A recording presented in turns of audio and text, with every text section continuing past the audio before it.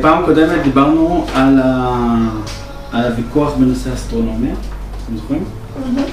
זוכרים על... אנחנו מדברים על מורה נבוכים.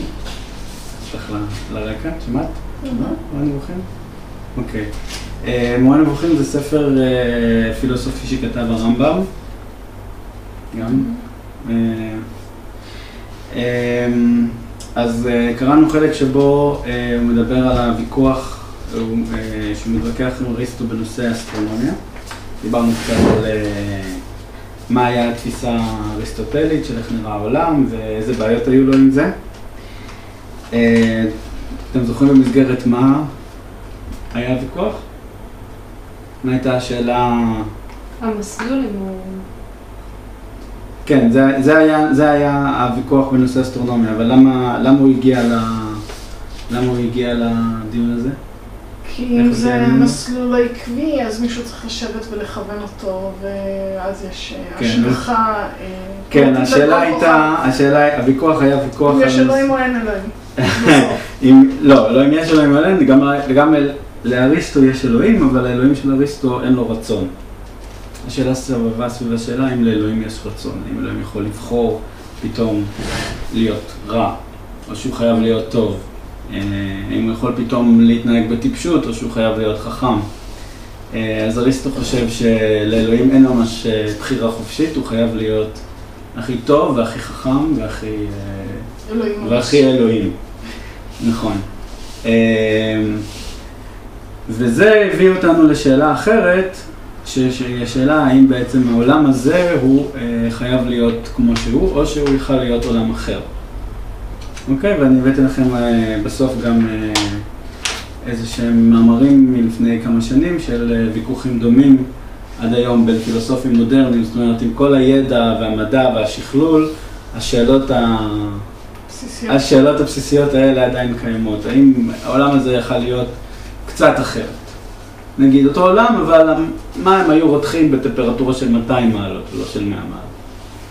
ואז אם אתה מתחיל לנתח את זה, אתה אומר, רגע, למה הם רותחים ב-100 מעלות? בגלל המבנה של המולקולות. אז צריך קצת לשנות את המבנה של המולקולות, מה שהגורם לשינוי הזה, מה שהגורם לשינוי הזה, מה שהגורם לשינוי הזה, מה שבסוף אני אומר שהעולם הזה היה הופך להיות עולם אחר לגמרי, וכנראה פחות טוב, או כן, אחר. והזכרנו את לייבניץ, שהוא גם פילוסוף מפורסם, מהמאה ה-16 שאמר את המשפט המפורסם שהעולם הזה הוא הטוב מבין העולמות האפשריים. כאילו אלוהים ישב, עשה את כל האפשרויות, את כל הקומבינציות, אופטימיזציות, והגיע למסקנה שזה העולם שאנחנו חיים בו, זה מה שצריך להיות, זה מה שתופס. אוקיי? אז בעוד שהוויכוח הראשון הוא ויכוח תיאולוגי, כלומר שאלות על אלוהים, תיאוס, הוויכוח השני הוא ויכוח שגם אנשים חילונים יכולים להתווכח אותו עד היום, האם העולם הזה יכל להיות אחרת. בין אם אתה מאמין בבורא לעולם ובין אם לא. סתם העולם הוא יכל להתקיים בצורה אחרת. אז במסגרת הוויכוח הזה הוא בעצם התחיל להתווכח בנושא אסטרונומיה, ואז הוא בעצם דיבר על זה שלתורה האריסטוטלית אין באמת מענה טוב, בגלל שזה נראה כאילו הכוכבים מתנהגים בצורה מאוד רנדומלית, חלקם מסתובבים ככה, מימין לשמאל, חלקם משמאל לימין, ואז הם עושים את זה לאט, ואז פתאום מהר, ואז פתאום לאט, ואז פתאום מהר. אין לו ממש תורה אחידה, כמו שיש לו לפיזיקה, כלומר למה שקורה, הוא חילק את העולם לעולם מתחת לגלגל הירח, כלומר לעולם שלנו, שאנחנו חיים בו, והעולם הכוכבים. יש פיזיקה ויש מטאפיזיקה. פיזיקה זה מה שקורה מתחת לגלגל הירח, ומה שקורה שם זה מטאפיזיקה. ובפיזיקה הוא יודע לתת הסברים מאוד יפים, זאת אומרת, 4 היסודות, דיברנו על זה קצת, אני אזכיר לכם, לא ממש חשוב לדעת. יש 4 יסודות, היסודות שואפים להגיע למקומם, בגלל זה האבן נופלת. האבן יש לה את יסוד האדמה, בגלל זה היא רוצה להגיע לאדמה, היא רוצה לחזור לאדמה, בגלל זה המים נוזלים, כי הם רוצים להגיע לאיפה שמקומם הטבעי להיות, מעל האדמה. ואז, ויש לו הסבר לכל התופעות הטבעיות בפיזיקה, אבל במטאפיזיקה הוא בעצם התחיל להסתבך, כי הוא לא יכל למצוא, כלומר ההנחה היסודית שלו זה שהתנועה של חומרים והתכונות של החומרים קשורות לחומר מימים מסוים. אני חושב שזה, בפילוסופיה של המדע זה גם מה שאנחנו חושבים עד היום. כלומר, אתה שואל למה יש תכונה מסוימת לחומר, אתה אומר רגע, ממה הוא מורכב, איזה חומרים יש לו, ולפי זה אתה מנסה לתת הסבר איזה מרכיבים יש לו, ולפי זה אתה... אבל מכיוון שהוא הגיע למסקנה שכל הכוכבים בנויים מאותו חומר, שגם קוראים לו אתר, שזה ליווה אותנו עד המאה ה-20, האמינו באתר, נכון? ובגלל זה גלי האתר, גלי הרדיו עד היום, מי שהמציא אותה מקסוול חשב שגלי רדיו זה בעצם אתר שזז. אז כולם מרכובים מאתר, ואז הוא לא יכל באמצעות ההסבר היחידי הזה שהכל מובנה מאתר, להסביר למה הם מתנהגים בצורה כל כך מוזרה. אוקיי, אז רציתי לקרוא לכם עוד איזה שתי קטעים שאני חושב שקצת מיהרנו פעם שעברה, כאילו... של אריסטו? של הרמב"ם. של הרמב"ם על אריסטו. אוקיי, אנחנו קוראים מתוך מורה נבוכים, מי שרוצה רפרנס, מורה נבוכים, חלק השני, פרק כ"ב. כאן העיר את תשומת לבך אל העמקו המופלגת של אריסטו והסוגתו המופלאה, וכיצד דחקה אותו קושייה זאת בלי ספק, וכיצד ביקש לחלץ ממנה בדברים שהמציאות לא סייעה לו בהם. ואם כי לא הזכיר קושייה זאת, מכל מקום נראה לי שהוא ביקש לערוך לפנינו את מציאותם של הגלגלים, כמו שערך לנו את מה שמתחת לגלגל. גלגלים זה כוכבי הלכת, כן? מתחת לגלגל זה אנחנו. כדי שהכל יהיה על דרך החיוב הטבעי. לא על דרך כוונתו, על מי שהתכוון על פי רצונו, ייחוד של מי שמייחד באיזה אופן שאהב. כלומר, הוא רצה שאלוהים לא ממש יהיה לו בחירה, אלא ברגע שיש כללים לטבע, והכל חייב לפעול לפי הכללים של הטבע. ואין מקום לרצון אלוהי בתוך העולם הזה שאנחנו שולם זה. אבל הדבר לא עלה בידו ולא יעלה בידו לעולם. כי הוא מבקש לתת טעם, מדוע הגלגל נע מן המזרח ולא מן המערב, וכן הוא מבקש לתת טעם, מדוע הגלגלים חלקם מהירים בתנועתם וחלקם איטיים, וזה מתחייב מסדר מצבם שמניח ביחס לגלגל העליון. לא ניכנס עוד פעם לתיאוריה שלו ואיך זה עובד.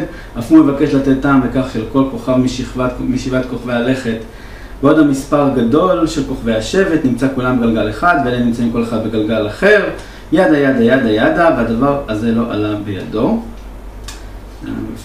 בסיכומו של דבר, אני מדלג, אין ספק שמכיוון שאריסטו ידע את חולשת דבריו במתן עילות וסיבות לדברים האלה, הוא הקדים לפני שהתחיל בחקירות האלה דברים וזה לשונם. אנחנו רוצים לבדוק עכשיו שתי בעיות, הוא מצטט עכשיו מתוך הפיזיקה של אריסטו, אנחנו רוצים לבדוק שתי בעיות, משביעות רצון, אנחנו חייבים לבדוק אותם ולדון בהם ככל ששכלנו, ידיעתנו ודעתנו מגיעים, אך לא ראוי לאף אחד להיחס לנו בשל רצון זה חוצפה ועזות פנים, כן, זה אריסטו מדבר, אלא ראוי שתתפעלו משקידתנו על הפילוסופיה ועל חשקנו בה, וכאשר אנו מבקשים לפתור את הבעיות הגדולות והנכבדות האלה, ויש בכוחנו לפתור אותם. אתם רואים שאריסטו פה מנסה כאילו להתווכח עם מישהו שהוא כאילו מתנצל, זה אפולגטי, כאילו זה חוצפה לנסות להבין איך עובדים הכוכבים, כאילו זה משהו שאמור להיות מעלינו, ואריסטו כמי שמאמין בפילוסופיה, בזה שאדם יכול להבין הכל, וצריך להבין הכל, וזה מטרתו בעולם, להתחקות אחרי החוכמה של הטבע, שהיא החוכמה, היא האלוהים מבחינתו, זה זיהוי של... מה עד כדי כך? אני לא הבנתי את זה ככה. שמה? שמהות האדם היא... כאילו לא יודעת מהטקסט, לא הבנתי את מה. לא, מה שאני אומר מהטקסט זה רק שהוא בעצם, כאילו, נשמע כאילו מישהו אומר לו, אל תנסה להבין את הדברים האלה, אין לך שום סיכוי, והוא אומר, אל תזלזלו בנו שאנחנו מנסים להבין את הדברים האלה עד כמה שבני אדם יכולים להבין, ועל עזות המצח שלנו, כי זה, אתם לא צריכים לשפוט אותנו על עזות המצח, ונגיד לנו כל הכבוד. כאילו, אם יש משהו שאתה לא מצליח להבין, תנסה בכל זאת להבין, גם אם אתה נותן רק הסבר חלקי, ואל תצחק עליי ותגיד, אין הסבר, אלא הפוך. אם יש לך הסבר יותר טוב, תתן לי הסבר יותר טוב, אני אקבל אותו. נשמע כאילו היה מישהו שהיה מעדיף שלא יחשבו. מה זה ההתייחסות הזו של עד כמה של דעתו של אדם מגע? בדיוק, אז זה מה שהרמב"ם רוצה להגיד, שבעצם מהנוסח שאריסטו מבקש לפרוס את הדברים, נשמע כאילו לא ממש סגור על עצמו. הוא מבין שיש הרבה חולשות באיך שהוא מציג את הדברים, ויש הרבה דברים שלא לגמרי מתאימים, ואנחנו דיברנו עליהם, וזה. אבל מה שאני רציתי להגיע זה, אוקיי, הנה, זה נוסח דבריו, שהרי התברר לך שהוא בלי ספק יודע חולשותם של אמרות אלה, מה גם שהמתמטיקה לא הגיעה בימיו לשלמות, ולא ידעו בימיו על תנועות הגלגל מה שאנחנו יודעים היום. אז הנה אתם רואים שאנחנו בטוחים שאנחנו חכמים גדולים והשמש נולדה איתנו, ואבותינו בימי הביניים היו סוג של קופים שטיפסו על העצים, ואנחנו לא ידעו לא מתמטיקה ולא פיזיקה ולא ביולוגיה, באמת לא ידעו מה שאנחנו יודעים היום. אבל כן, אז הנה אתם רואים מישהו... זה לא מה שהם פחות חכמים. כן, לא, זה לא מה שהם פחות חכמים, אבל אתה חושב שמישהו בימי הביניים לא יעיז לבוא ולהגיד, אני היום, במאה ה-12, הרבה יותר חכם מאריסטו, הוא היה פרימיטיבי והוא מתמטיקה שלו לא הגיע לקרסוליים של המתמטיקה שלנו, ומה שהוא ידע באסטרונומיה לא הגיע למה שאנחנו יודעים באסטרונומיה. אז זה די מדהים שהוא אומר את זה. מה עוד שאריסטו היה בימיהם ממש כמו לקרוא את התנ"ך. זה היה כאילו... לא כמו היום, שזה, היום אנחנו כבר רגילים לזה שאנחנו מזלזלים בדור הישן. אנחנו, כן, קראו ספרים מודרניים, אבל אצלהם לקרוא את כאילו, אבותינו תמיד היו חכמים יותר, צריך לקרוא את מה שהם כתבו לפני שאנחנו יכולים להגיד דברים חדשים. ומה שיותר מדהים זה שהוא אומר את זה גם על חז"ל. זה באמת מדהים. אתם יכולים לדמיין, רב אומר שחז"ל, ידעו מה שהם ידעו בגלל המדע שהיה בימיהם, אבל היום המדע התפתח הרבה מעבר למה שחז"ל ידעו. אנחנו מדברים על המאה ה-12, וזה כבר התפתח הרבה, כן?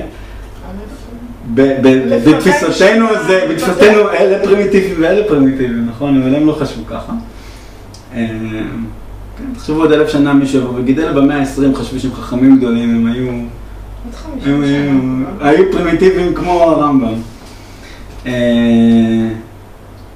זה מדהים, אני לא חושב שאפשר למצוא היום רב אורתודוקסי שיגיד דבר כזה. חז"ל לא היו חכמים, כאילו, הוא אומר, לא היו חכמים, נכון, הוא אומר, אנחנו גם יודעים על גבי ענקים. הם היו ענקים, אנחנו גם יודעים, לכן אנחנו רואים יותר למרחוק מהם. הם היו ענקים, אבל אנחנו רואים יותר למרחוק מהם. עדיין, אפילו שאנחנו גם יודעים על גבי ענקים, אנחנו עדיין רואים, זה מדהים, אני כבר חושב שתוכלו למצוא היום רב אורתודוקסי שיגיד לכם, טוב, חז"ל לא ידע, וזה יותר מזה. הנקודה הקשה ביותר זה ההלכה. כי הרבה הלכה מבוססת על מה שהם ידעו. ולכן יש הרבה דינים בהלכות נידה שמבוססים על כל מיני הנחות של אנטומיה של האישה ואיך עובד המחזור שאנחנו יודעים היום שזה ממש לא ככה. כן? אני חושב שיהיה איזה רב שיעיז כן, ישר יגידו לו את הרפורמי ויזרקו אותו. משהו שאני חושב שכבר קראתי לכם, אני אקרא לכם אותו עוד פעם. פרק כ"ד כולו הוא מקדיש לוויכוח על האסטרונומיה, והוא מסיים אותו ככה. זה מה שידוע לי בשאלה הזאת. ייתכן שלזולתי יש הוכחה מופתית שבעזרתה מוסברת לו אמיתת מה שקשה לי, אבל אני העדפתי את האמת שבמפורש הודעתי על מבוכתי בעניינים האלה, ולא שמעתי ולא ידעתי הוכחה מופתית, הוכחה טובה, לדבר מהם. הוא אומר, כאילו, הוא טוען שהכוכבים הם ההוכחה של אלוהים יש רצון, כן, פה נשאר הזה, בגלל שהם מתנהגים בצורה שאי אפשר להסביר אותה מבחינה פיזיקלית. אין הסבר פיזיקלי אחד מניח את הדעת. בשיעור קודם דיברנו על מה קרה אחר כך, קפלר וניוטון, זה ההסברים שיש לנו היום. אבל באמת נראה כאילו הם מתנהגים בצורה נורא רנדומלית, חלקם מסתובבים מימין לשמאל, חלקם משמאל לימין, לפעמים מהר, לפעמים לאט, קשה לתת להם הסבר מניח את הדעת. אז הוא אומר, הנה, זו הוכחה שאלוהים מכוון את זה לא רק שהוא קבע את החוקים והרים ידיים, אלא הוא מזיז את הדברים. ויצא לפנסיה, אלא הוא מכוון את הדברים האלה כל הזמן, כי אחרת אין להם שום הסבר. והוא אומר במלוא הצניעות, תראו, זה אני הכי טוב שאני יכול לעשות, יכול להיות שמישהו יבוא עם הסבר יותר טוב, אבל אני מעדיף, כשאני לא יודע להגיד, אני לא יודע. ועל הדברים האלה אני פשוט אומר, אני לא יודע. וזה גם חלק מהפילוסופיה של הרמב"ם, שהוא טוען שאדם חייב להיות, דרך ארץ קדמה לתורה. אתם שמעתם הביטוי הזה, אז הוא תופס את זה כהתורה, מישהו שלפני שהוא מגיע להתעסק בפילוסופיה חייב להשלים את ההכנה המוסרית שלו לפני כן. כלומר, לדאוג שהמידות שלו הן מתוקנות, שהוא יהיה צנוע, שהוא יהיה אדם טוב, לפני שהוא מגיע לדון בפילוסופיה, כי זה משהו שהוא מקדים, תנאי הכרחי להתעסקות בפילוסופיה. כי אם אתה מגיע לפילוסופיה ואתה ארוגנט ואתה לא מוכן, ואתה חושב את עצמך, אתה לא מוכן שמישהו ייתן לך ביקורת, או לשמוע ביקורת, או לקבל הסברים מישהו אחר, או אתה לא צנוע מספיק להגיד אני לא יודע, אז אתה לא בתחום הנכון, מה שנקרא. וזה מדהים, להערכתי, שמישהו אומר דבר כזה. צריך לדעת מתי להגיד. אפילו היה אומר לחברי כנסת שהם ממש צריכים להיות עם מידות לפני שהם נבחרים. טוב, זה התורה המדינית שלו, אנחנו נדבר עליה פעם אחרת. טוב, כל הדברים האלה, אתם יודעים שאני הרבה פעמים משתמש, כשאנחנו מתחילים ללמוד על הרמב"ם, משתמש בזה כקרש קפיצה, לדבר על פילוסופיה כללית, על המדע המודרני, וקצת לדבר איתכם על הפילוסופיה של המדע. אוקיי? אז what's at stake, מה שנקרא, על מה אני רוצה לדבר? אז אני רוצה לצטט לכם ציטוט מתוך, איך זה נקרא? הספר של יובל נוח הררי. קיצור תולדות האנושות, ועכשיו הוא כתב ספר חדש, ההיסטוריה של המחר. אז הנה ספר עדכני, וגם מתוך הרצאות שלו אני רוצה לצטט לכם איזשהו משפט שהוא אומר. המדע המודרני מלמד אותנו שהרגשות שלנו אינם אלא אלגוריתמים ביולוגיים מחוכמים שיש להם שתי מטרות בלבד, הישרדות והתרבות. אוקיי? ומשם הוא מפתח את זה שלמשל, זאת אומרת, כשאתה מרגיש פחד זה איזושהי תוצאה של איזשהו חישוב פנימי שלך, האם אני יכול להשיג את האוכל הזה, האם כדאי לרדוף אותו, או שמסוכן מדי, האם מישהו עומד מולי, זה fight or flight, מכירים את זה של החיות, האם מישהו עומד מולי גדול מדי, האם אני יותר גדול, ואז אתה עושה הרבה חישובים ומגיע למסקנה שאני צריך לברוח, אז אתה תרגיש פחד. אנחנו מתמטיקאים כולם. מה זה? אנחנו מתמטיקאים כולם, כן. בדיוק, או שאנחנו נרגיש אומץ אם אנחנו חושבים שזה, או שאנחנו נרגיש מבולבלים אם האלגוריתם הגיע ל-dead end ולא ידע אם להחזיר אומץ או פחד, כן? זה חלק מהרעיון שהוא רוצה לבנות על זה שהעולם של מחר יהיה כזה שבו אנחנו לא נסתמך ברגשות שלנו להחלטות, אלא על דת חדשה שהוא קורא לה דת הדאטה. לא משנה, תקראו את הספר שלו. השאלה שאני רוצה לשאול היא, האם הטענה הזאת, המדע המודרני מלמד אותנו שהרגשות שלנו אינם אלא אלגוריתמים ביולוגיים, היא אמרה מדעית, להערכתכם? האם המדע יכול להגיד כזה דבר, והאם זה המדע המודרני דווקא, שיכול להגיד כזה דבר, או האם יש משהו מודרני באמרה הזאת, או שזה משהו שיכול להגיד גם נגיד בימי הביניים? אני חושבת שאפשר להגיד את זה גם בימי הביניים, ובכל מקרה זה לא מדע. למה זה לא מדע? כי אי אפשר לבדוק את כל הרגשות. כדי שמדע יגיד איזה משהו כזה, צריך לבדוק הכל. או למצוא איזושהי הוכחה. אי אפשר להוכיח כזה דבר. ואתה לא יכול לבדוק את כל הרגשות בניסויים. יש הרבה מאוד הוכחות מסוגים שונים. כן, אבל כדי יש הוכחות של תרופות, פסיכותרפיות, יש... לא, רגע, אבל אל תסתים מהנושא, אנחנו לא מדברים על גוף ונפש. אני מדבר על האמרה הספציפית הזאת, המטרה של הרגשות היא להתרבות ולשרוד. האם להערכתך זו אמרה מדעית? אני לא חושבת שיוכיחו את זה. כאילו, יש בזה משהו נכון, אבל זה לא... יש בזה משהו מדעי? אפשר להגיד שזה הכל, כאילו. זה ברמה של אקסיומה ולא משהו מוכח. בעניין הזה, אם אתה אומר זאת האקסיומה, ואז עכשיו בואו ניקח ונבחן כל מיני דברים לאורה, אפשר לשלב את זה בתוך גישה מדעית. האם זאת הוכחה מוצקה? לא, אין הוכחה מוצקה לזה. אוקיי. מדע חייב להיות הוכחה מוצקה. אחרת זה פילוסופיה. יש אוקיי. אבל יש לך פה משהו אחר. מדע זה משהו שמבוסס על ניסויים. יש פה משהו חברתי מאוד משמעותי בעניין, כי ברגע שאתה אומר, דברים הם תוצאה... אני אומר את זה, למה אני אומר את זה במיוחד עליו? הוא אומר את זה במיוחד עליו כי הוא מנגיד בין דת, שעד היום היה דת או אידיאולוגיה, כמו קומוניזם, כמו הומניזם, שהאמינו ביובל נוח הררי בספרו, לבין הטענה הזאת שהיא איננה אידיאולוגיה או דת, אלא היא מדע. ואתה אומר שאפילו שהוא חושב שזה מדע, כאילו יכול להיות שזה לא באמת. אז על זה בדיוק שאנחנו הולכים לדון בה, בדיוק. שזה כבר ניטשה שמזמן אמר שהאדם הרג את אלוהים, אבל זה לא עומד בסתירה בעיניי. איפה הסתירה? בין. זה מוביל אותנו לשאלה מאיפה נולדה הדת, ומאיפה נולדה הפילוסופיה, כי אם אתה מאמין כמוני, או כמו שניטשה האמין, שהדת והפילוסופיה כולן מקורן במוח האדם, ומה שמתפתח במוח האדם נובע מתוך הביולוגיה הבסיסית של הישרדות, רבייה, התפתחות וכולו, אז אין פה סתירה. אם אתה בא ואומר, לא, הדת היא באמת מקורה במשהו חיצוני גדול נהדר ונהדר באלף, שהוא זה שמנהל ביד חזקה ובזרוע נטועה ומנהל את ההשגחה הפרטית,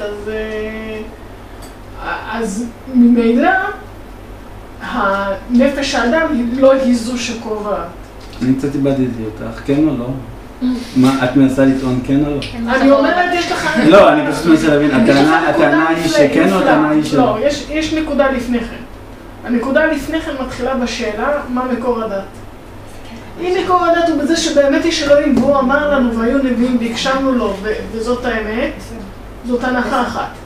אם ההנחה באה ואומרת, לא, הכל במוח האנושי... אני לא דיברתי על הדת, אני שאלתי אם האמרה הספציפית הזאת היא אמרה שהמדע המודרני, המדע המודרני אומר לנו שהרגשות נועדו להישרדות ולהתרבות. האם זאת אמרה שנראית לך שהיא אמרה מדעית ודווקא של המדע המודרני? היא התשובה בסוף, כאילו? אז יש שיעור, ובסוף נחליט מה אנחנו חושבים. לא, אבל הספר השני שלו זה כבר משהו יותר עתידני, כאילו יותר... כן, זה חלק מהעתידנות שהוא בונה עליה. כן, אבל גם כל המדע של יובל הררי הוא כזה, זה נכון. אני באמת לא... הכל שם זה מסקנות. הכל שם זה מסקנות. הביולוגיה נולדה מהכימיה, טוב. זאת השעה. אוקיי, אז בואי אני אגיד לכם משהו. האמרה הזאת, ההרגשות שלנו נועדו לשתי מטרות בלבד, הישרדות והתרבות, נאמרה פעם ראשונה, ככל שאני יודע, על ידי שפינוזה. במאה... נגיד 14? לא, 16 אולי. לא, כן, 16. שפינוזה במסה שלו על אלוהים, האדם ואושרו. שים לב לדירוג. אלוהים, קודם צריך להבין את אלוהים, אחרי שאתה מבין את האדם, אחרי שאתה מבין איך להיות מאושר. על אלוהים ואדם ואושרו, ויותר מזה באתיקה טוען שכל הרגשות כולם הם סוג של הסוואה שנועדו כדי לשמור עלינו או שאנחנו נתרבה או שאנחנו נשרוד. הוא עובר על כל הרגשות, למה יש אהבה, למה יש שנאה וכו' וכו'. ולדעתו, הבנת הרגשות האלה היא המפתח להביא את האדם לאושר. הוא גם טוען ברוב חוכמתו שלא יעזור לך להבין את הדברים האלה. זאת אומרת, שאתה תתעצבן, לא יעזור לך להגיד, אני מתעצבן עכשיו בגלל הגוף שלי רוצה לכוון אותי להישרדות, וזה הדרך שלי לשרוד, כי אם הייתי זה, אבל עכשיו אני יודע שזה לא באמת צריך, אז אני מפסיק להתעצבן. לא, הוא חושב שהדרך להגיע קודם כל, ההבנה הזאת היא הכרחית, אבל אחרי זה צריך להגיע לתרגול יומיומי של איך לתרגל ולהפנים את הדברים האלה ולהגיע לאושר. והתורה שלו דומה בצורה מאוד מאוד מפתיעה בהרבה נקודות לבודהיזם. פה. אני אספר לכם קצת על שפינוזה. שפינוזה הכיר את אביו ומורו דקארט, שעשה מודיפיקציות קטנות לפילוסופיה של אריסטו שאותה למדנו אך לרגע, על תורת הטבע והמטאפיזיקה. הוא עוד לא הכיר את ניוטון, הוא לא יודע מה זה כוח הכבידה, הוא ודאי לא הכיר את איינשטיין, לא היה לו מושג בכלל מה זה ביולוגיה, מה זה DNA, הוא גם לא הכיר את פרויד, הוא המציא את תת המודע הרבה לפני שפרויד דיבר על תת המודע, כן, הרעיונות האלה שבעצם במודע אני כועס, אבל בתת מודע משהו אחר מניע אותי. הוא הדבר הכי קרוב לפילוסוף קלאסי, הייתי מגדיר אותו כפילוסוף קלאסי יווני. הוא יהודי מומר. הוא יהודי מומר, אז אני לא מדבר שבקהילה בהולנד דחו אותו ואחרי זה התנצלו ואחרי מאות שנים וקיבלו אותו בחזרה, לא שזה מעניין אותו, אבל זה נכון. ויש טוענים שהוא הושפע מהרמב"ם, שהפילוסופיה שלו הושפע הרבה מהרמב"ם. אני לא כך בטוח לגבי האמרה הזאת, אבל זו טענה פופולרית. בכל מקרה, הוא הדבר הכי רחוק ממדע מודרני שאפשר לדמיין. אז אני לא יודע אם הדבר הזה הוא מדע או פילוסופיה, אבל הוא בטח לא מודרני. בטח לא רעיון מודרני. אוקיי, אז בואו נתחיל לדבר על פופר. אוקיי? אז אתם אמרתם פה, כששאלתי אתכם את השאלה הזאת, מילות המפתח, אני חושב, היו האם זה ניתן להוכחה, ניסוי, הוכחה, הכחשה. אז פופר שאל את עצמו שתי שאלות. פופר הוא... שמעתי את השם הזה אף פעם. לא שמעתי את השם הזה אף פעם. את יודעת, בדשבץ לפחות, משהו כלום. באמת? חבל. עכשיו יש לך ויקיפדיה, יש לך שיעורי בית. לקרוא בוויקיפדיה הפופר. אחד מדמויות המפתח של המאה ה-20. עכשיו, מה שמעניין הוא, תראו, פילוסופיה של המדע, לפי דעתי זה משהו מאוד חשוב, והוויכוח של קון ופופר הוא מאוד מפורסם. לא בטוח שאנחנו נספיק להגיע אליו היום. מדהים הוא שכל מי שלומד מדעי הרוח מכיר את השמות האלה. קון ופופר, קון הם נחשבים לדבר המצוטט ביותר אחרי התנ"ך במדעי הרוח. זאת אומרת, אם היית לומדת סוציולוגיה או חברה או פסיכולוגיה או מדעי זאת אומרת, זה שאף אחד מכם לא שמע על זה, מעיד לי שכולכם למדתם מדעים מדויקים. נכון. נכון? גם את? מה באמת, שלושתם למדתי. ביולוגיה אתם? ואת... ביואינפורמטיקה. כן. חבל ככה שיש את הדיכוטומיה הזאת שאנשים ממדעי הרוח לא מלמדים אותם שום דבר במדעים מדויקים, אנשים במדעים מדויקים לא מלמדים אותם שום דבר מהפקולטה למדעי הרוח. אבל באמת, כל קורס שתיקחו באיזה נושא שהוא, חברה, סוציולוגיה, פסיכולוגיה, תגיעו לוויכוח של קון ופופר. אוקיי, אז פופר שואל את עצמו, דבר ראשון, מה ראוי להיקרא מדע? לא יודע. אסטרולוגיה? ברור. כאן תגידו... שכבר חינכו אותנו היטב, ואנחנו יודעים שזה לא מדע. שאסטרולוגיה זה לא מדע. אוקיי, אבל עכשיו שאלה קצת פסיכולוגיה? מדע או לא מדע? כלכלה? מדע או לא מדע? טוב, נכנסת פה למדעי הרוח והחברה באמת. אוקיי, זו שאלה ראשונה. שאלה היא האורגניזם והסביבה הביולוגית, שאותה ברור לנו שאנחנו חוקרים, למה אי אפשר להשליך את אותם כלים מדעיים על הסביבה האנושית, המלאכותית. והאורגניזם הזה שנקרא אדם. אני לא אמרתי שאפשר או אפשר, כן. אני שמתי את הסימן שאלה. היה לי פעם, זה פרופסור פיזיקה שאמר, אנחנו לא אומרים מדעי הפיזיקה, מדעי המתמטיקה, מדעי הזה, כי אנחנו לא צריכים את זה. זה שאנחנו מדע זה כולם יודעים. כן, מדעי החברה, מדעי הכלכלה, מדעי הזה, משתדלים לשים את המילה מדע כי אין להם מספיק סובסטנציה. אני לא בטוח שאנחנו, בוא נדבר על מתודה מדעי. דבר שני שמעניין את פופר ואת כולם בעצם, איך מישהו בא עם תיאוריה מדעית. איך תיאוריה מדעית עולה לעולם? כיוון שאתם, אני מניח אתם כבר, הנושן הרומנטי הזה שמדען הוא מישהו שיושב ומסכם ורואה את מה שקורה בעולם ואומר עורב שחור, עורב שחור, עורב שחור, כל הערבים שחורים, כן, זה לא תיאור נכון של המדען. הוא עושה ניסוי ורושם תוצאה, A מול B, יצא לי A מול B, זה מדען, נכון? כי המון אנשים נפל להם תפוח על הראש, אבל רק ניוטון אמר, תפוח על הראש, F שווה MA, G שווה חלקי 4 ריבוע. איך עולה על הרעיון הזה? אתם מבינים את הפער בין תפוח נופל לבין הרעיון שכל הגופים נמשכים אחד לשני עם יחס הפוך לרדיוס ויחס ישר. הצורך לנסח את הכללים ולהקיש. אבל מהי סמכותם של הכללים? לא, היום מדענים מסתמכים על הרבה מחקרים אחורה. היום, כאילו. אז בכלל מחליטים לחקור. אז היום... מתוך, כאילו אחרי שאתה רואה מחקרים נוספים, שאתה... אני לא חושב שהיום אין הבדל בין היום לפעם למוסדים. אבל תגידי מה שאת אומרת, אוקיי? לא, שהיום מדענים מסתמכים על הרבה ידע שכבר נעשה. כן, אבל איך הם מגבשים תיאוריה מדעית? בוא נדבר רגע רק על פיזיקה. כן, לא חוקרים שום דבר. איך אני אומר, יש דבר כזה, יש אלקטרון. טוב, אבל פיזיקה זה... מי שאמר יש אלקטרון, יש... לא ראה אלקטרון מימיו. יש איזושהי התנהגות, שאתה מנסה להבין איך אתה יכול... איך אפשר להסביר אתה חוקר בעצם את ההתנהגות, אתה מרבה תצפית את ההתנהגות, ואז אתה מנסה להסביר את ההתנהגות הזאת באיזושהי דרך. נכון. ואיך אתה מקופץ להסבר? אוקיי, אני רואה שאני שם בטריה והנורה נדלקת. אוקיי, אני לא רואה אלקטרונים שזורמים. איך הגעתי למסקנה שיש אלקטרונים? יש פה איזו קפיצה. זה מה שאני אומר, זה לא התופעות. אם אני שם את התופעות המדעיות ואת התיאוריה המדעית, זה לא התופעות המדעיות שמביאות לתיאוריה המדעית. באמת? אני לא בטוחה. אז אני שואל אתכם. התיאוריה זה הסיפור. אנשים תמיד היו צריכים לספר לעצמם סיפורים שיסביר לעצמם את העולם. אבל אני אומר עוד פעם, הרבה אנשים נפל להם תפוח על העץ, מעט מאוד אנשים היו ניוטון. נכון, אבל גם מעט מאוד אנשים היו הפילוסופים שתיארו את זהוס שכועס ומוציא ברקים, נכון?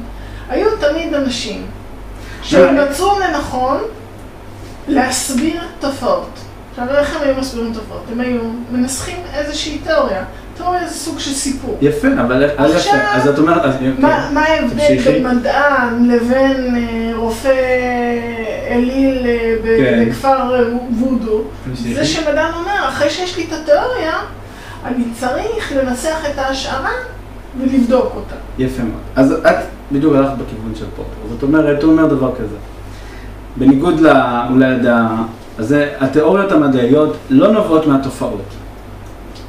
צריך איזושהי המצאה, צריך איזשהו רעיון מבריק שילך מעבר. ואיך הגעת לרעיון המדעי שלך, אנחנו לא נשאל. זאת אומרת, אני החלטתי שמסה גורמת לזמן ולמקום להתכווץ. נשמע מופרך לחלוטין. החלטתי לספר לכם באותה מידה שיש גמדים קטנים שהולכים בלילה שדוחפים דברים. אוקיי? זו התיאוריה המדעית שלי. אנחנו לא נבקש ממך להוכיח את זה. נכון, אבל כן נבדוק את כל התופעות. יפה, זה עובדתית. כי מי שראה שחוט הלהט דולק, אמר שיש אלקטרונים שזורמים, הוא הסיק את זה בהרבה כל מיני היקשים, לא משנה. אחרי שהוא הגיע למסקנה הזאת, אנחנו לא נתווכח איתו אם יש אלקטרונים או אין אלקטרונים. מה אנחנו נשאל אותו עכשיו?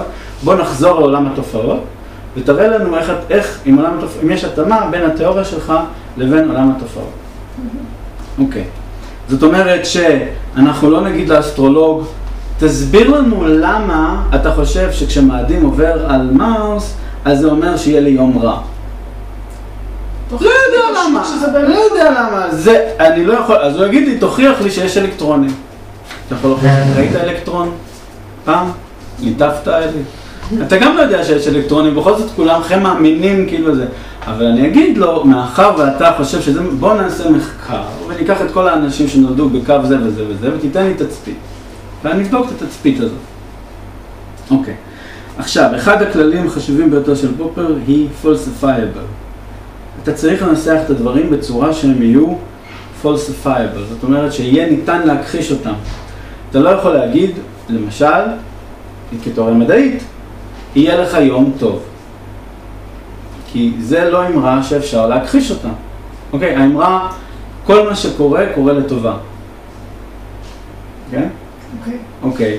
היא אמרה שהיא מנחמת והיא חשובה, אבל אי אפשר להכחיש אותה. איך אתה יודע שכל מה שקורה, קורה לטובה?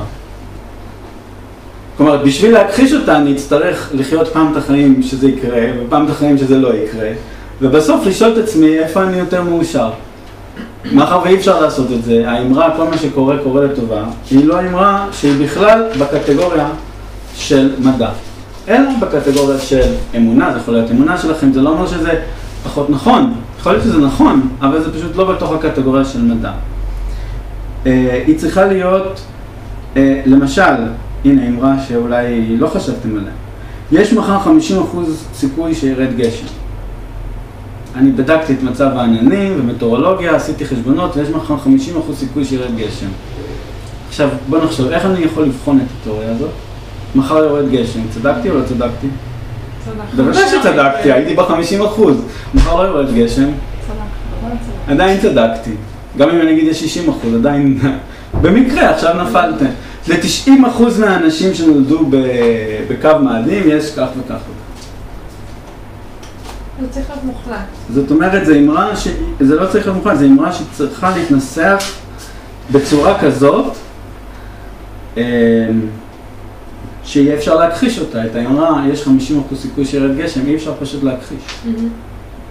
זאת אומרת, צריך פעם לחיות שירד גשם, ואז להחזיר את הזמן, ואז לחיות, ואז לראות אם עוד פעם יורד גשם או לא יורד גשם. אם זה לא אפשרי, אם זה לא אפשרי, אז כנראה האמרה הזאת היא לא אמרה שבכלל ראויה להיכנס למדע. אוקיי, אז הנה, 1, falsifiable, 2, דיברנו, אין הגבלה על דרך הגילוי. אבל דקה, בשלב הקודם העניין הוא לא לבוא ולהגיד מחר יש 50% סיכוי, אלא בהינתן התנאים שקע ברומטרי כזה או אחר, יש 50% סיכוי, ואז בוא נבדוק כל פעם שיש שקע ברומטרי כזה אם היום הזה יכול לחזור על עצמו עם המאפיינים האלה כל הזמן ושוב ושוב ושוב ושוב, ואז אפשר לקחת סטטיסטיקה גדולה, ואז יהיה אפשר להפריך את זה. אבל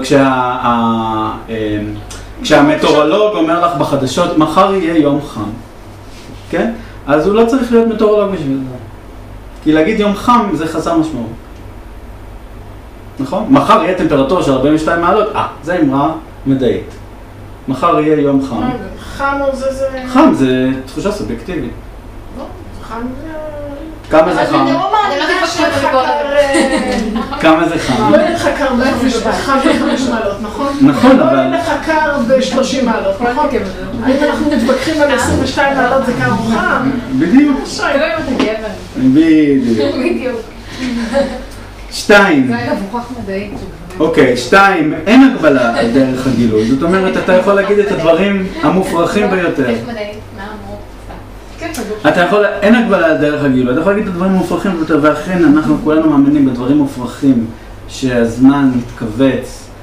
אתם מכירים את התיאוריות של איינשטיין על תורת היחסות. הזמן מתכווץ, קיימים יקומים מקבילים. התיאוריות המדעיות הן יותר גרועות ממדע בדיוני היום. הן מופרכות לחלוטין. אבל אין שום הגבלה, אתה יכול להגיד באותה מידה יש אלוהים, ואלוהים אמר, זה לא מדעי יותר או פחות אם אתה תכניס את אלוהים. בסדר? אין הגבלה על דרך הגילוי.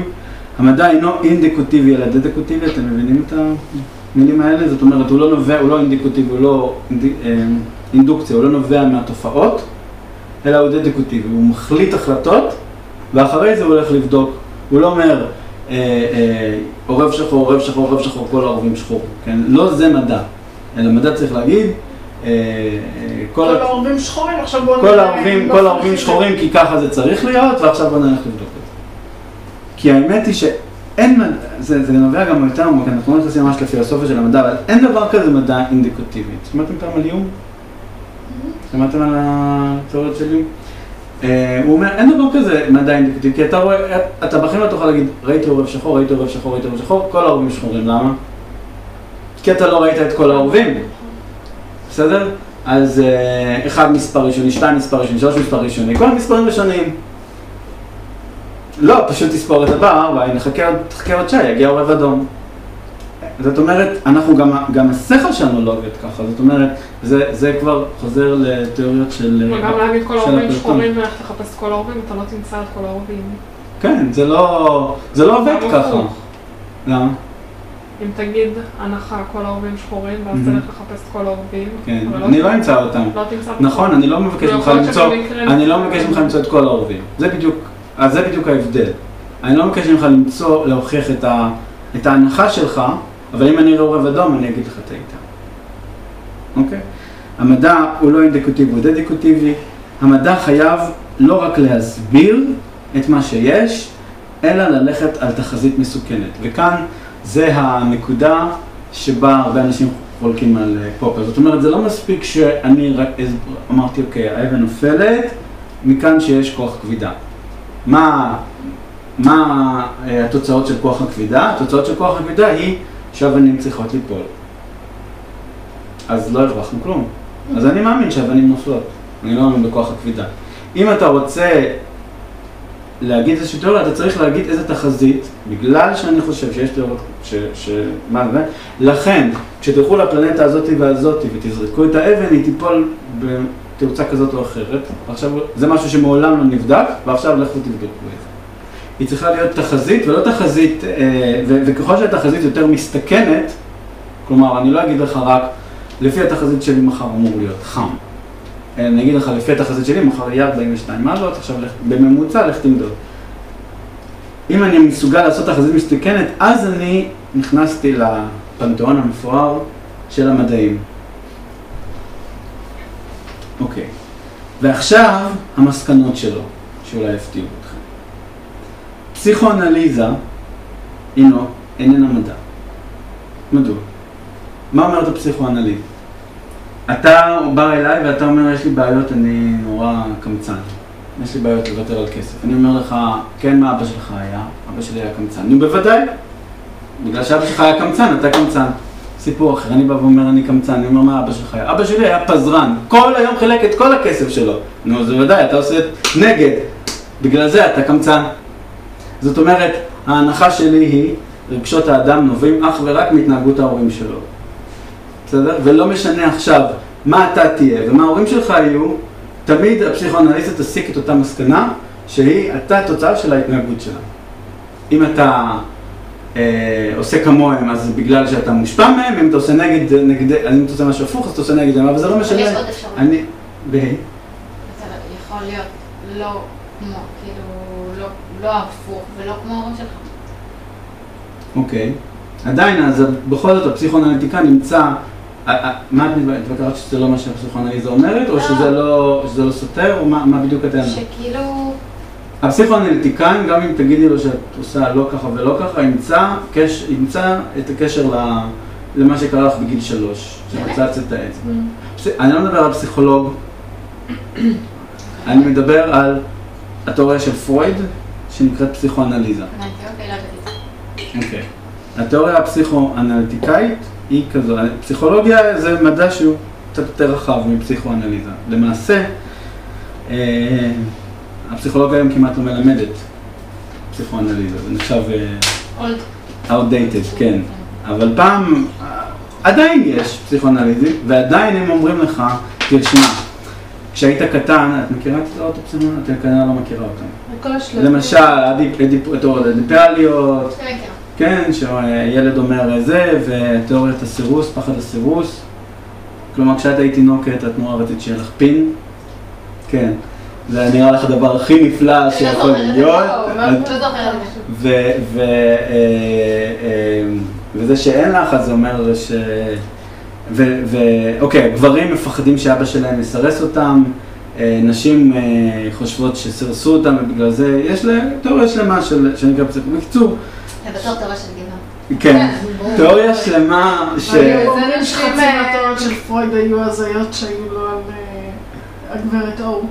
עכשיו, מה הבעיה היא? שמתווכחים עם הפסיכואנליטיקן, אז הוא אומר, התת מודע שלך עכשיו נחשף לעובדה הזאת שאתה, כשהיית תינוק רצית את זה, והוא מתנגד, ובגלל זה אתה כועס עליי. זה מסביר למה אתה מתנגד אליי, כי זה מוכיח את התיאוריה שלי, זה שאתה מתנגד אליי, זה שאתה כועס עליי, זה עוד יותר מוכיח את התיאוריה שלי.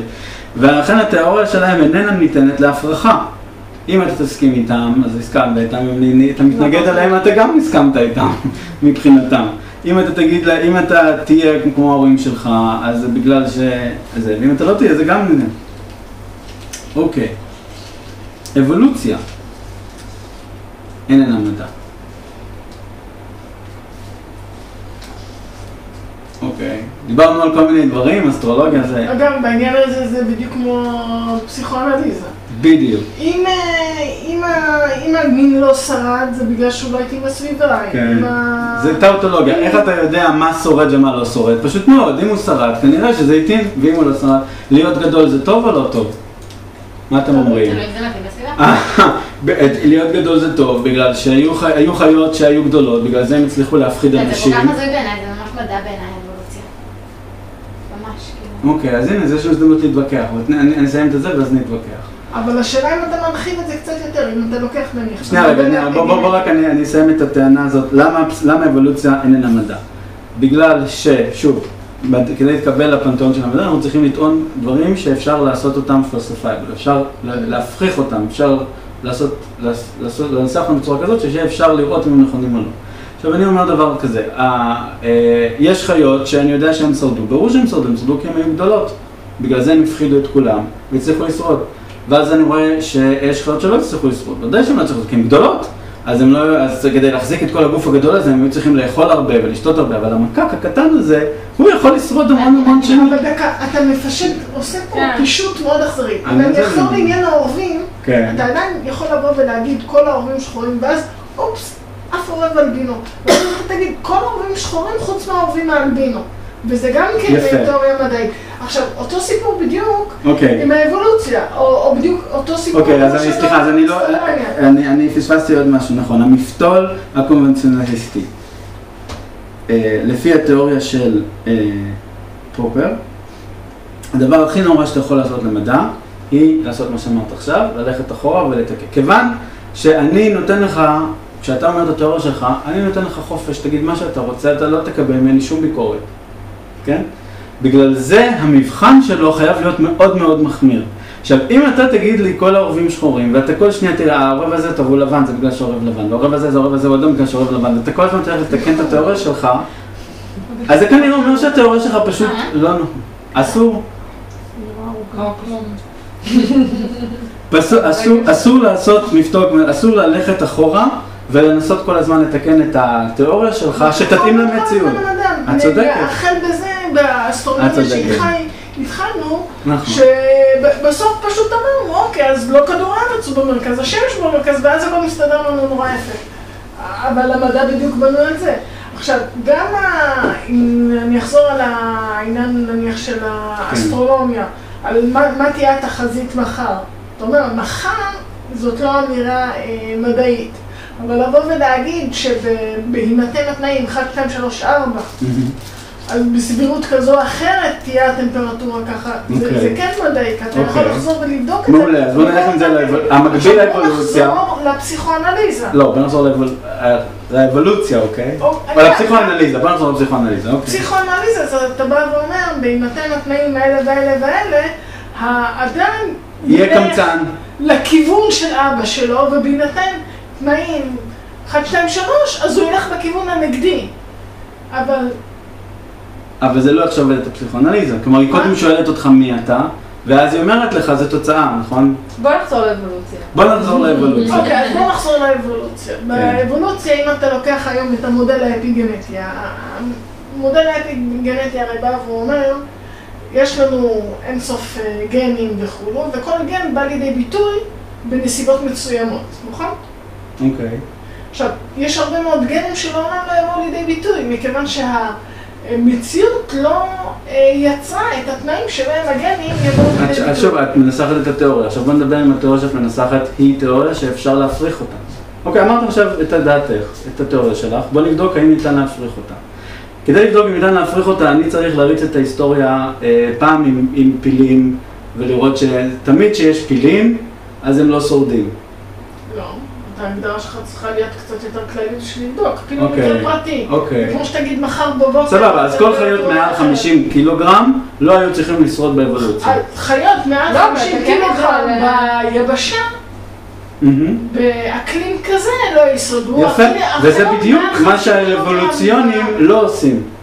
הם אומרים, החיה, בדיוק, בוא נחזור לפסיכולוגיה, בדיוק אותה התאמה, הם לא יכולים לתת כלל, הם מסברים אחורה תופעות. הם לא יכולים לנצח כלל שאומר כל 4 בהמות, מעל 50 קילו, לא היו שורדות ביבשה כזאת וכזאת. אין כלל כזה. יש חיות מעל 50 קילו שהצליחו לשרוד, ויש כאלה שלא הצליחו לשרוד. ואז הם רצים לפרטים, כן, אבל דווקא הפיל הזה, כי יש לו קרניים כאלה, אבל הכין שלו קרניים כאלה לא. רגע, איך אתה יודע? בוא נעשה הפוך. אני עכשיו נותן לך פילים, אתה תנבא לי עכשיו ל100 שנה מי שורד ומי לא. את זה אתה יכול לעשות? לא. עוד 100 שנה, מי שלא ישרוד, אני אגיד הוא לא שרד כי היה לו קרן כזאת, ומי שכן שרד, אני אמצא הסבר בדיעבד, אבל אני לא יכול לנבוא. לא, כי זה אינסוף פרמטרים שאתה לא יכול לשקלל אותם. מכיוון שהפרמטרים האלה זה לא רק הפיל בפני עצמו, אלא גם האם יש שם את הקרנף, מי המתחרה שלהם. יש שם המון פרמטרים. ומכיוון שזה לא משוואה בשלושה נעלמים, אז אתה לא מצליח להכניס את זה למשוואה. בדיעבד, אתה אומר, אז היו לי גם את הפרמטרים האלה והאלה והאלה. אז מה הופך את האבולוציה להיות... אז את אומרת, אז למה האבולוציה את כן חושבת שהיא מדע יותר מדי? א', אני לא חושבת שאבולוציה היא מדע, כי היא באמת לא עומדת ברמה של יש לי השערה ואני יכולה להפריך או לא להפריך. אבולוציה היא סוג שהיא תיאוריה, היא תיאוריה מדעית, אבל היא תיאוריה, שעכשיו אנחנו צריכים לבחון כל מיני דברים לאורה, ולראות האם היא מופרכת לחלוטין או לא. אבל מה שאפשר להפריך זה רק, היא רק מסבירה את מה שהיה. היא לא יכולה... אבל תמיד אנחנו מסבירים את התצפיות שכבר עשינו. עכשיו, אני לא אומר שאבולוציה היא לא הסבר הגיוני, לוגי, טוב, נכון אפילו. היא גם מבוססת על התצפיות. לא כל מה ש... גם האסטרולוגיה מבוססת על תצפיות. נכון, אבל ראינו... היו הרבה אנשים שהרישו. כן, אבל אסטרולוגיה זה דברים שהם לא כמותיים, הם לא מדידים. הייתה לנו כבר הוכחה שהתיאוריה הזאת... אבל האבולוציה היא מנוסחת כמו הפסיכואנליזה בצורה כזאת שלא ניתן יהיה להפריך אותה. הרי בחיים האבולוציוניים לא יגידו על מין ששרד שהתכונה שלו היא כזאת שהוא לא יכול לשרוד. הם תמיד יגידו על מי ששרד שהתכונה שלו היא התכונה שגרמה לו לשרוד, ועל מי שלא שרד שהתכונה הזאת גורמת לו לא לשרוד. כן, אי אפשר לעשות תחזית על בסיס הדבר הזה. ובאמת מדע שביותר שיאפשר לך... כי יש פה המון פרמטרים, אתה לא יכול לקחת את זה למעבדה. בעניין הזה זה גם באמת דומה למדעי החברה.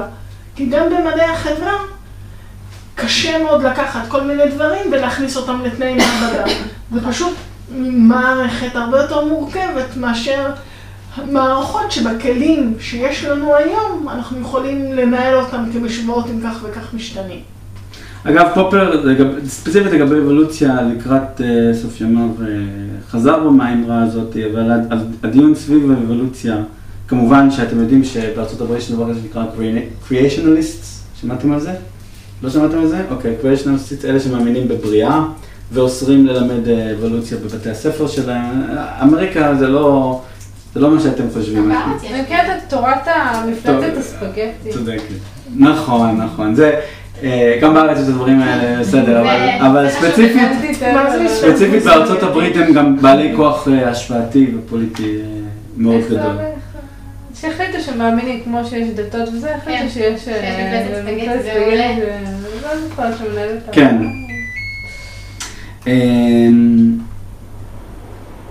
אוקיי, אחת הדוגמאות המרתקות שהוא נותן למפתול קונבנציונליסטי, מה שדיברנו, שאסור לך ללכת אחורה ולתקן את התיאוריה שלך כל הזמן, היא הקומוניזם. היום זה נראה לכם מגוחך, אבל פעם הקומוניזם היה נחשב מדע. זאת אומרת, הוא הגיע לרמה, לא אידיאולוגיה, אלא ממש מדע. אנשים האמינו בו, גם נאציזם, בוודאי. זאת אומרת, תורת הגזע, אני מתכוון, כן. זו הייתה תורה שמבוססת על עובדות, כמו שאתם אומרים. זאת אומרת, בזמנים, בשנות ה-20, מה שהוא כתב את זה, היו הרבה דברים כאלה, אמרו, אני מדע, כמו פרויד או כמו תורת הגזע. עכשיו, קומוניזם אולי היום נשמע לכם מפואר לחלוטין, אבל פעם ממש חשבו שזה ממש בגדר מדעי. עכשיו, אחד הדברים המרתקים שהוא אומר, אתם יודעים שאחת התחזיות של מרקס היו הרבה תחזיות למרקס. זו תיאוריה מאוד מעניינת, הקומוניזם, שאני ממליץ לכם באמת לקרוא את מרקס. מאוד מעניין וגם מאוד מעניין למה זה לא נכון.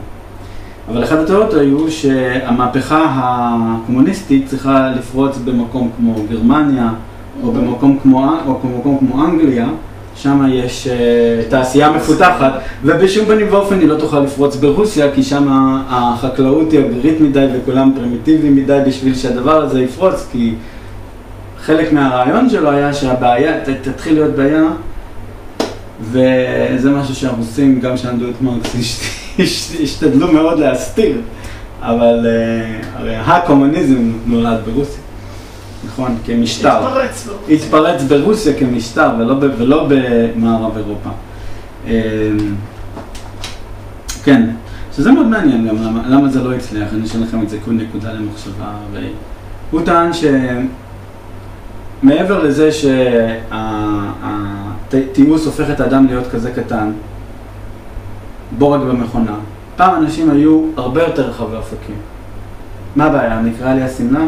אני יודע לתפור, אני יודע לסרוג, אני יודע לגדל חיטה, אני יודע לטחון אותה, אני יודע להפות לחם. לא, היום אנשים בקושי יודעים ללכת לסופר, לקנות את האבקת אפייה ולשים אותה בתנור שתעשה את הכל לבד. נשבר לי המנורה, אני אפילו לא יודע לתקן אותה. מה הבעיה? חסר לי? להוריד את הטמפרטורה. נשבר לי השולחן, מה הבעיה? אני אלך ואני אעשה שולחן חדש. אנשים פעם היו הרבה יותר רחבי אופקים, והמהפכה התעשייתית הפכה אותם לאנשים מאוד מאוד קטנים. מה אתה צריך לדעת? אתה צריך לדעת את ההתמחות הספציפית שלך, שזה אומר לקחת את הקופסה, לבדוק שהיא ירוקה, ולהעביר אותה למי שנמצא לידך. אז מעבר לדגרגציה שזה עושה לאדם, המהפכה התעשייתית. מעבר למהפכה שזה עושה לאדם, זה תורה כלכלית שלא יכולה לעמוד. למה? כי היא מבוססת על זה שבעלי האמצעים, בעלי הקפיטל, בעלי ההון, בעלי המכונות, מרוויחים המון על חשבון העובדים. כן? כי עובדים הם יכולים לפטר ולהחליף נורא בקלות, ויכולים לסחוט אותם. הם יכולים לסחוט אותם בשכר, הם בעלי המכונות, אף אחד לא יכול להחליף את המכונות, ואת האנשים אפשר להחליף, ולכן יהיה להם שכר, הפועלים ילכו ויקבלו שכר יותר פחות ופחות נמוך, ואנשים בעלי ההון, תשובה,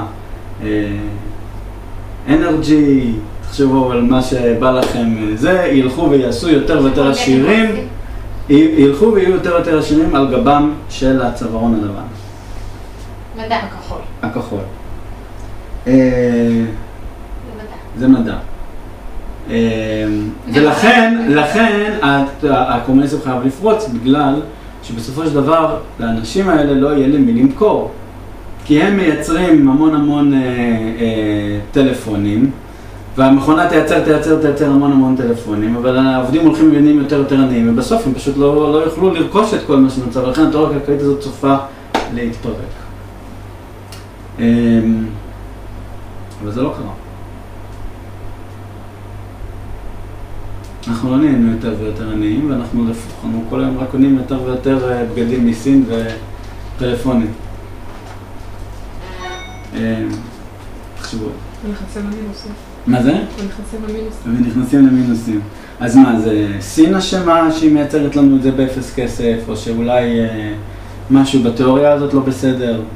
פשוט כל אנחנו כרגע בין הסערה, אנחנו לא בנקודת איזון. עוד פעם, צריך להביא בחשבון את כל הפרמטרים. כי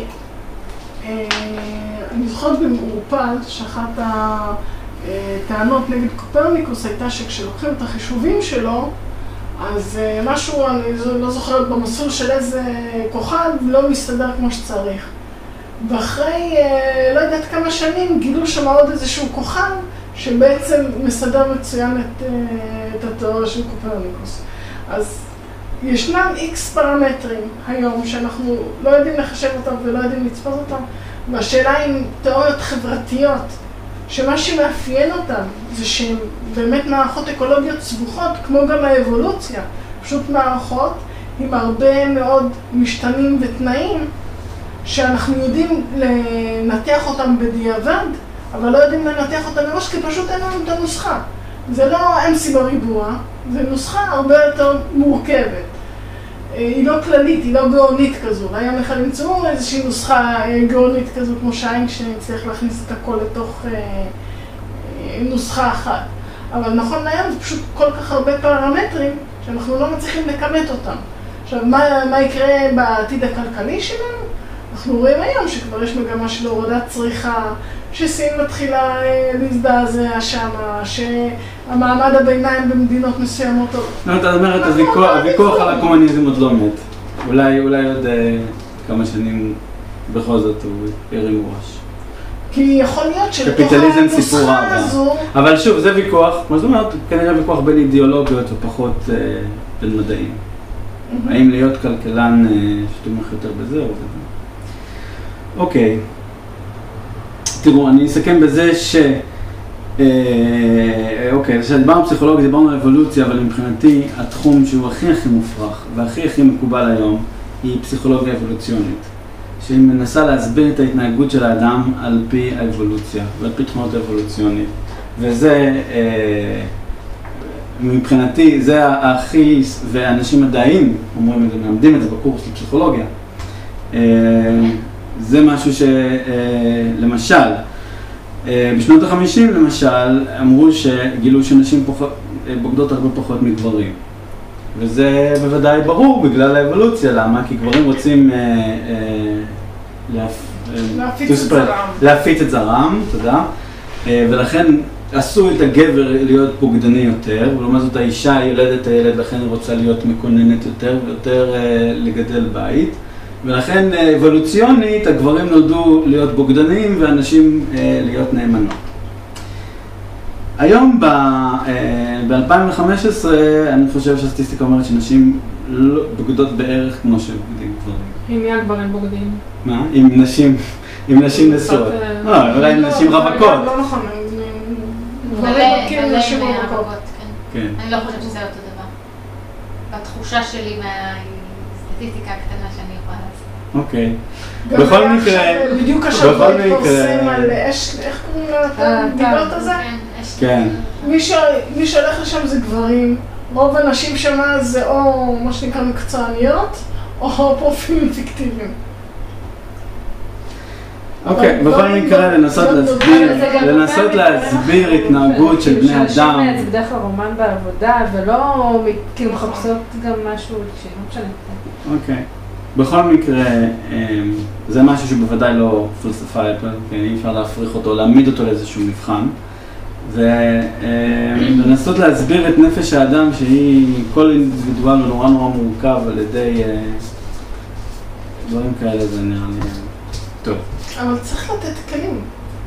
הרי בסוף, המדע, אחד התפקידים שלו זה להיות יישומי. זאת אומרת, זה באמת לתת כלי תחזית. אז המדע הפיזיקלי והכימי הוא מאוד מאוד יישומי.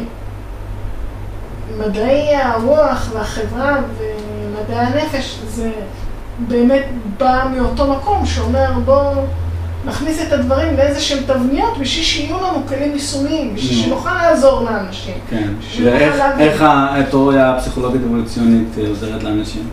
היא רק מסבירה תופעות שאתה חושב שהן נכונות, נותנת להן איזשהו גושפנקה אבולוציוני. אני אתן לך דוגמה. זה לא נותן שום תרומה מדעית להערכתי. תרומה יישומית. יישומית או מדעית, זאת אומרת, יכולת לחזות או לצפות תופעות. יש את כל העניין של המשמעות ויכולת הכלה של בן אדם מבחינת רגשות אשם וקבלה עצמית. כשאתה בא ואומר, אדם הוא ככה, כי זה ב-DNA שלו, כי התחושות הקשות שלך, או לא יודעת מה, הן לגיטימיות ובסיסיות וזה עוזר לאנשים. אז את מצדיקה דברים בוגדנים, זה לא שאתה אומר, כי הם אבולוציונית בנויים לכך? לא נראה לי. בוא נגיד ככה, יש דברים שהצליחו להתגבר על האבולוציה, ולא לפגוע. א', יש כל מיני, ויש גם כל מיני נשים שלא מייחסות יותר מדי חשיבות לזה שהבעל יתפרטר כן או לא. טוב, אנחנו מקרבים לקראת סוף השיעור. אגב, אני כן מצדיקה דברים שכאילו... את כן מצדיקה? לא מצדיקה שזה לגיטימי, אבל אני יכולה להבין, כאילו, זה כן בו... אבל די שאני יכול להבין, אני גם יכול להבין נשים שבוגדות. אני גם יכול להבין, משם הם למחר ניסויים. וצריך קצת גיוון, גם לגברים וגם לנשים. רק בשנות ה-50 לאישה לא כל כך הייתה ברירה, כי היא הייתה כלואה בבית. היא הייתה תלויה בגבר, היא לא הייתה עצמאית, כלכלית. אבל אני יכולה להצדיק את זה כמסמך לתיאוריה. האבולוציונית, כן, אני מבין, זו תיאוריה בוא נגיד, במינימום זאת לא תיאוריה מדעית, כי כל מה שהיא עושה זה רק מצדיקה דברים בדיעבד. ולהערכתי זו תיאוריה גם נוראית, כי היא מקבעת את הדברים, היא נותנת לגיטימציה לגברים לבגוד, ואומרת, זה המצב, המצב הזה לא יכול להשתנות. ועובדה שהמצב הזה כן השתנה, ונשים יותר ויותר בוגדות, כשיש להם את האופציה והן שוויוניות. ולא מדכים אותם. לא בדברים כך שחור לבן, אבל כאילו שנשים לא... בדיוק. זה דברים הם לא שחור לבן, זה בדיוק הטבע האנושי הוא לא שחור לבן. אבל יש מעל זה נראה לי, מעל ההתנהגות ערכים, והם מה שקובעים בסופו, כאילו הם משפיעים מאוד על ההתנהגות, כי בן אדם גם אם יש לו את היצר שזה בגידה, אבל יש לו ערך שהוא לא בוגד, אז לדעתי זה יותר חזק מהיצר. ויש הרבה דברים שהם אינסטינקטים, שהם כן משהו שהוא לדעתי שייך לאבולוציה, שדברים שכאילו... שהתקבעו, שהם כבר קיימים בגן, כל מיני רפלקסים, כל מיני אינסטינקטים שקיימים, ומסבירים הרבה התנהגויות שלנו. אז זהו, אז אני חושב שהם לא מסבירים, זאת אומרת, זה נוח לך להסביר אותם בדיעבד, להגיד שהם קיימים ואז להגיד... אז זה במקרה שהדברים האלה באמת קשורים לערכים ולתפיסות עולם. זה לא מקרה שהנאציזם והקומוניזם עשו שימוש בתיאוריות אבולוציוניות בשביל להצדיק כל מיני דברים. וזה לא מקרה שהתפיסה המודרניסטית המאוד מאוד פלורליסטית שנפוצה היום עושה שימוש בכל מיני מושגים כמו פסיכולוגיה אבולוציונית, כי בסוף זה לקחת דת ולהסביר אותה באמצעות דת אחרת. לא יודעת, אבל אתה רואה את זה כאילו גם בעולם החי, המון התנהגויות שהם דברים שהם חלק ממה, שזה גנטי, הם מתנהג ככה גנטית. מובנה, כאילו מתוכנת להתנהג. גם כאן אני הבעיה היא קשים שאת עושה מתוך זה. כי את יכולה לבוא ולהגיד, העולם שלנו בנוי מסקלות, הוא לא שחור ולבן. זאת אומרת, באופן כללי אנחנו אומרים שאישה נמוכה מגבר. זה נכון ב100% מהמקרים? לא. יהיו גברים, את תקחי, בסקלות מסוימות, תקחי את הנשים באחוזון 80 לעומת גברים באחוזון 20, כנראה שזאת תהיה אישה שגבוהה מגבר. השאלה, אם את באה ואומרת, יש עדיין מקום לדברים האלה. או שקבענו שאישה גבוהה מגבר, וכל אישה שלא גבוהה מגבר, אסור לה להתחתן איתו או שנקצץ לה את הרגליים. כי השאלה היא תמיד החלקים היישומיים של הדברים האלה. ברגע שאת באה ואומרת, היצר הגבר הוא לבגוד והיצר של האישה הוא משהו אחר, אז בואו נשפוט אישה בצורה הרבה יותר מחמירה אם יצא לה לבגוד, כי היא מפרקת בתים חסרת ערכים וחסרת מוסר, והוא פשוט הולך אחרי הצורך האבולוציוני שלו. העניין הוא שהדברים האלה, יש להם את המשמעויות וההשלכות היישומיות והיומיומיות שלהם. מבינה מה אני אומרת? כן, אני מבינה, אבל אני פשוט לא חושבת שכאילו משהו לא נופל לתיאוריות האלה, זה אומר שהן לא נכונות, כאילו, שהן לא... בגלל זה יש הבדל מאוד גדול בין התיאוריות האלה לא תמימות. התיאוריות האלה... שוב, אנחנו לא מדברים על... אנחנו לא מדברים דברים נכונים, אנחנו מדברים על זה. זה תורה כמו שדת זה תורה, כאילו, אין מקום כאילו... זה סיפור. כי זה כן... זה סיפור המסגרת, סיפור המסגרת שלך יכול לבוא שאת בוחרת להאמין. בראשית ברא אלוהים את השמיים ואת הארץ, זה סיפור המסגרת, ומתוך זה אני מסיקה סט שלם של מסקנות שחלקן יישומיות וחלקן תיאולוגיות וחלקן חברתיות וחלקן רגולטוריות, זאת אומרת מבחינה חוקית. ואת יכולה לבוא ולהגיד, הסיפור מסגרת שלי זה... בראשית נוצרה מולקולת, לא יודעת מה, שהתפתחה אבולוציונית להיות זה וזה וזה וזה, ולכן אין שום משמעות למה שהרבי אמר, אין שום משמעות לכל מיני דברים, ולכן העולם החברתי הערכי, הדתי, החוקי שלנו אמור להיראות אחרת. הדברים האלה הם לא נטרלים, סיפורי המסגרת האלה. במקרה אבל לא משנה, במקרה של תורת אבולוציה יש הרבה ניסויים שכן מוכיחים אותה וכן תומכים בה, ובמקרה של לא, יש את כל העניין של גנים גם, שאת רואה אבל מה הקשר בין גנים לאבולוציה?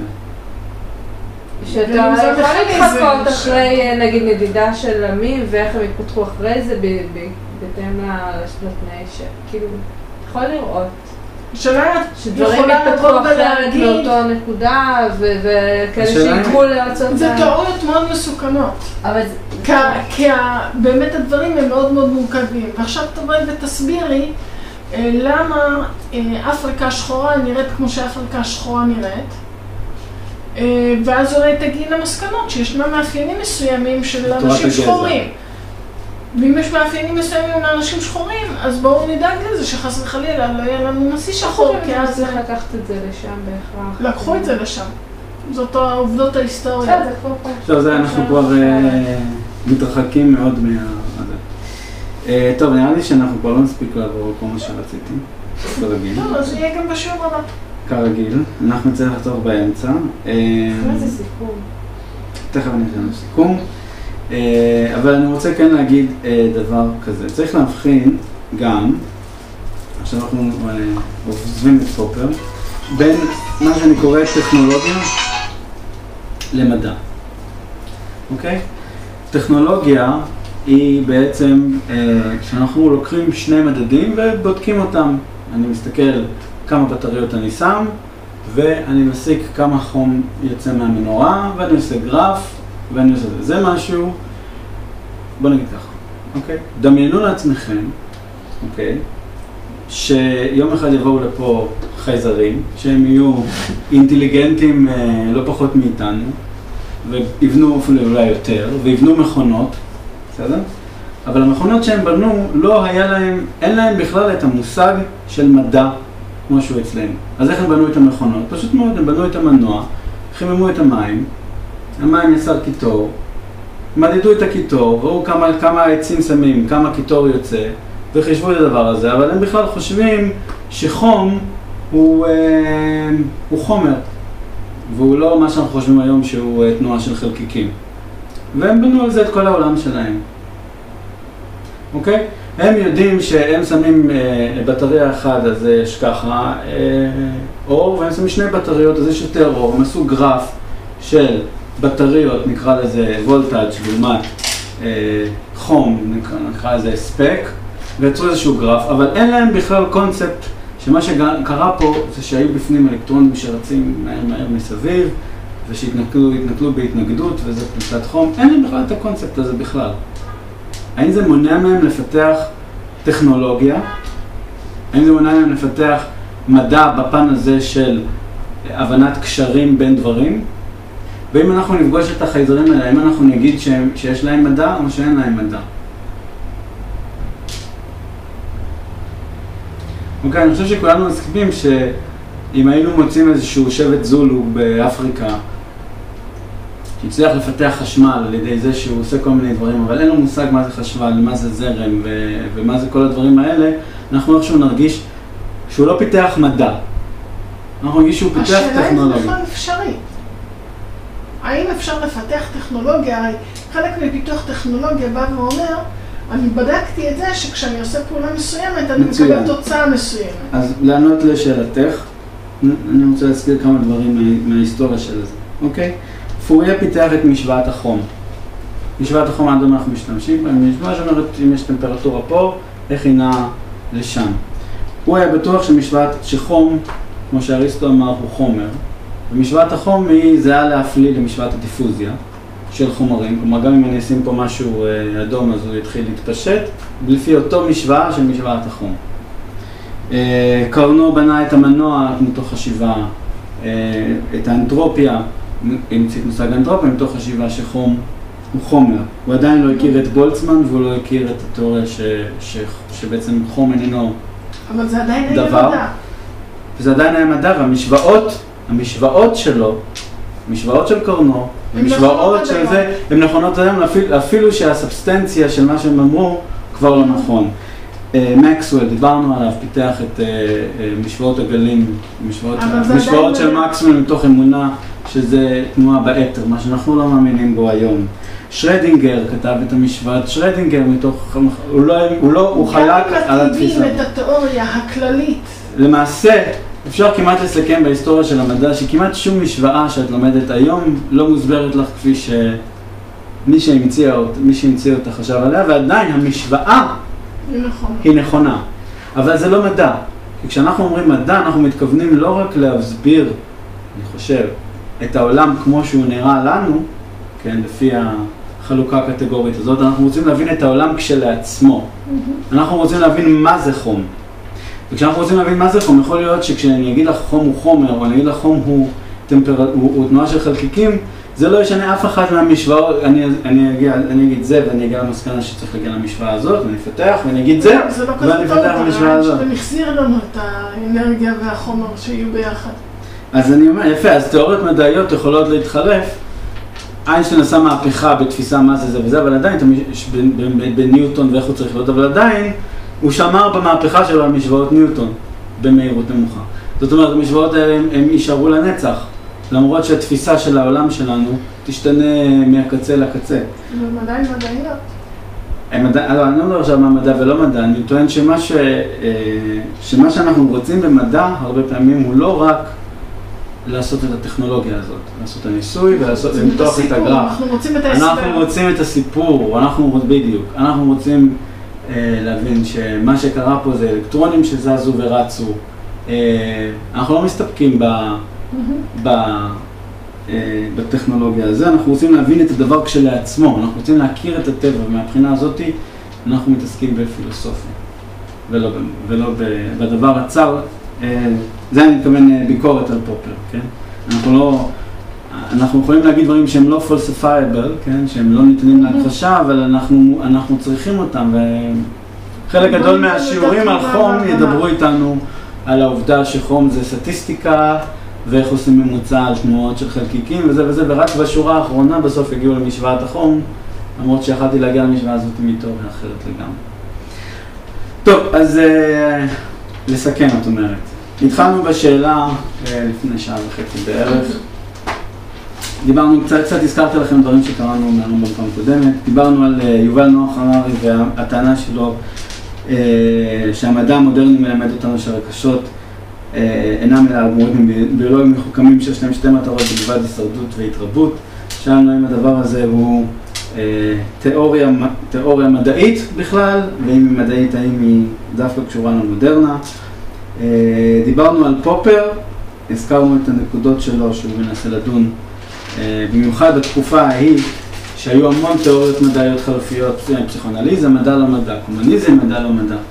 הוא נתן את הקריטריונים הבאים, התיאוריה צריכה להיות מנוסחת בצורה שניתנת להכחשה, אין הגבלות על דרך הגילוי, רק על המסקנות, המדע הוא אינדיקוטיבי ולא דדיקוטיבי, המדע צריך להסתכן לא רק בלהסביר את התופעות הקיימות אלא בלתת תחזיות, ואסור לחזור אחורה ולתקן, כשהתחזיות לא מתקיימות, אסור לחזור אחורה ולנסות כל הזמן לתקן אותם, כי אז המדע הופך להיות רק כל הזמן דברים שבדיעבד ולא מסוגל לייצר לנו דברים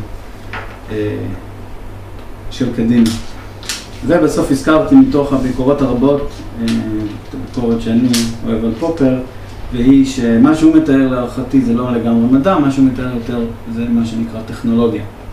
אבל מדע היא גם איזשהו רצון פילוסופי באמת להכיר את העולם ולהבין אותו כשלעצמו, ולא רק לראות את הניסויים ואת התוצאות שלהם, שזה הסוף של התהליך הלוגי הזה. ויותר מזה, אנחנו רוצים גם שהכל יהיה unified, כן? שהכל יבוא, כמה שפחות תיאוריות שיהיו, שאותו תיאוריה שמסבירה את הכימיה, היא תהיה בדיוק אותה תיאוריה שמסבירה את הפיזיקה, שהיא תהיה אותה תיאוריה שמסבירה את הביולוגיה. אנחנו לא רוצים הרבה תיאוריה, אנחנו אנשים, אנחנו אוהבים דברים פשוטים, אנחנו לא אוהבים סיפורים מורכבים. אנחנו רוצים שהסיפור יהיה פשוט, שיהיה לנו כלל אחד שממנו, כן, אם אני אגיד לכם עכשיו הרבה מספרים, 1, 5, 7, 9, 13. מישהו יכול לחזור על המספרים שאמרתי? כן. אוקיי. לעומת זאת אני אגיד לכם עכשיו את המספרים הבאים. 1, 2, 3, 4, 5, 7, 8, 9, 10. אתם יכולים לחזור על מה שאמרתי? כנראה, בשני המקרים כן. במקרה הזה של 4 מספרים, אני אשאל אותך עוד שעתיים, כנראה שלא. ב-1, 2, 3, 4, 5, 6, את בוודאי תזכרי גם עוד שעתיים. ועכשיו אני אגיד לכם את זה אחרת. 1356. הרבה יותר קל לזכור מ-1, 3, 5, 6, נכון? כי ברגע שזה הופך להיות משהו שיש לו מובן בשבילנו, אנחנו אנשים אוהבים דברים שיש להם מובנים. אנחנו לא אוהבים לזכור הרבה פרטים. בגלל זה אנחנו רוצים המדע שלנו, כן, אולי יום אחד יבואו חייזרים ולא אוהבו, יש להם דרך חשיבה אחרת. הם יאהבו שלכל דבר יהיה הרבה כללים לזכור. ואנחנו אומרים שהחשיבה שלנו תהיה פשוטה ותהיה יוניפורמית. זהו.